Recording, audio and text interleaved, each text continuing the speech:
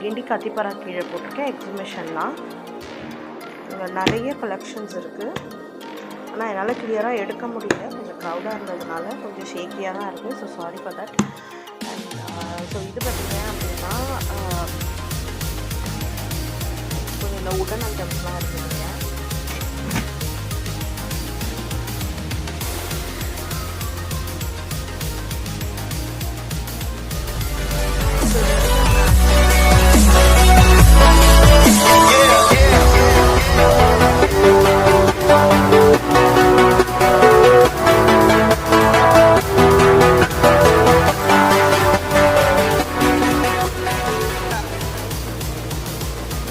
நிறைய க்ளாத்ஸ்,